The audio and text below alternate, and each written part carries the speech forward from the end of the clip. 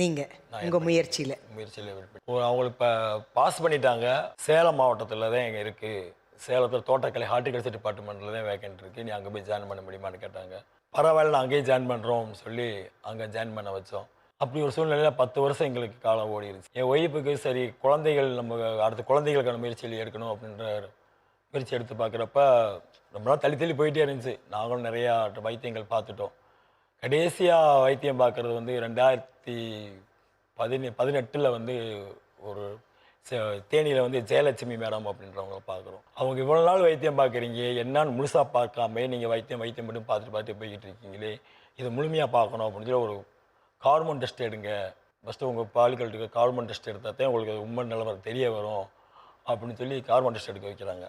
அப்போ hormone test எடுத்து பார்க்குறப்போ வந்து அவங்களுக்கு வந்து கர்ப்பப்பையில் வந்து டியூப் பிளாக் ஆயிடுச்சு. டியூப் பிளாக் ஆகிருந்தாலும் அவங்க வந்து முழுமையாக சக்ஸஸ் பண்ண முடியாது. அப்போ நீங்கள் வந்து இதை வந்து ஒரு ஐவிஎஃப்ஓ இல்லை ஐயுஐயோ பண்ணணும் அப்படின்னு சொல்லி 2018 எங்களுக்கு முழுசாக தெரிய வருது. என்னுடைய குழந்தை இல்லாத தள்ளி போகிறது காரணம் என்னன்றது தெரிய வருது. அது என் ஒய்ஃபோட சம்பளத்தை வந்து கொஞ்சமாக சேர்த்துக்கிட்டே வந்தோம். சேர்த்து ஒரு 1 லட்ச ரூபா வரைக்கும் சேர்த்துட்டோம். 1 லட்சம் சேர்த்துட்டு ட்ரீட்மெண்ட்டுக்கு போகலான்றப்ப கொரோனா முடிய போகிற நேரம்.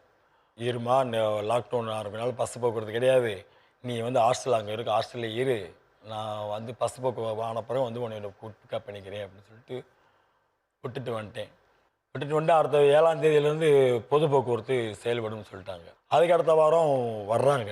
நாளைக்கு ஞாயிற்றுக்கிழமை காலையில் 10 மணிக்கு. சரி, அவங்க மனைவி வீட்டுக்கு வருவாங்க அப்படின்னு எதிர்பார்த்துக்கிட்டு இருக்கு. மனைவி வீட்டுக்கு வருவாங்கன்னு எதிர்பார்க்குற பஸ்ஸை விட்டு அங்கேருந்து வர்றப்பேவும் பக்கத்து வீட்டு அக்கா வந்து என்கிட்ட சொல்கிறாங்க, டேய் வீட்டுக்காரப்பில் உனக்கு ஃபோன் பண்ணிச்சா அப்படின்னு கேட்டாங்க. இல்லைங்க்கா, எனக்கு காலையிலேருந்து எனக்கு ஃபோன் பண்ணவே இல்லை அப்படின்னு. இந்த மாதிரி எனக்கு ஃபோன் பண்ணாடா, வந்து மஞ்சள் தண்ணி இதெல்லாம் எடுத்து வைக்க சொல்கிறா, எடுத்து வைடா அப்படின்னு. எதுக்குக்கா நீ?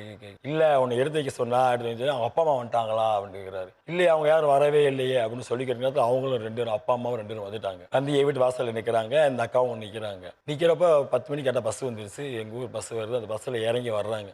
பஸ்ஸை விட்டு இறங்கினவங்க பேக்கை போட்டு சாமி ஆடுறாங்க.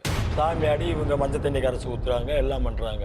நான் கடையில் உட்காந்து எனக்கு என்னன்னே புரியல, கடை தெரியுமா உட்காந்துருக்கேன். போயிட்டு வீட்டில் எல்லா பொருள்களையும் அள்ளிக்கிட்டு என் ஒய்ஃபை அவங்க அப்பா கூப்பிட்டு ஊருக்கு போயிட்டார். அவங்க ஊருக்கு கூப்பிட்டு போயிட்டார். வீட்டில் இருக்க துணிமணி அவங்களுக்கு தேவையான பொருள்கள்லாம் எடுத்து பேக் பண்ணிக்கிட்டு ஊருக்கு கூப்பிட்டு போயிட்டார். எங்கள் அத்தை சொல்கிறாங்க, உடம்பு முடியல, ஒரு 10 நாளைக்கு வந்து என் பிள்ளைய நான் பயந்துருக்கு, விபூதி போட்டு கோசாமியில் விபூதி போட்டு நான் 10ஆம் கிளாஸ் அனுப்பி விட்றேன், நீங்கள் போங்க அப்படின்னு சொல்லிடுறாங்க. கரெக்டாக 11 மணி இருக்கும். ஆஃபீஸ்லேருந்து எனக்கு கூப்பிட்றாங்க. எனக்கு அங்கே வந்து ஒரு சாரு கூப்பிட்றாரு. என்னை கூப்பிட்டு, சார் இந்த மாதிரி உங்கள் ஒய்ஃப் வந்து என்னென்னமோ உளறிக்கிட்டு பேசிக்கிட்டு இருக்காங்க, நீங்கள் உடனே கிளம்பி ஊருக்கு ஆஃபீஸ்க்கு வாங்க அப்படின்றாங்க. 1:30 ஆஃபீஸில் போய் பார்க்குறப்ப என்னை பார்த்து அவங்க இப்போ என் ஒய்ஃபை என்னை பார்க்கவே அவங்க விரும்பலை, எங்களை பேசவே மாட்டேன்ட்டாங்க.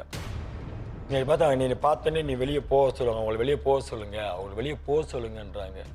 என் ஆஃபீஸர் எல்லாருமே என்னை பார்க்குறேன், என்னங்க உங்களை ஒய்ஃப் உங்களுக்கு என்னங்க பிரச்சனை, என்ன உங்களை பார்த்தோன்னே வெளியே போக சொல்கிறாங்க அப்படின்ட்டுன்னு. அப்போ சார் வந்து என் ஒய்ஃபோட செல்லை என் கையில் கொடுத்துருந்தார். நான் செல்லை கையில் வச்சுருந்தேன்.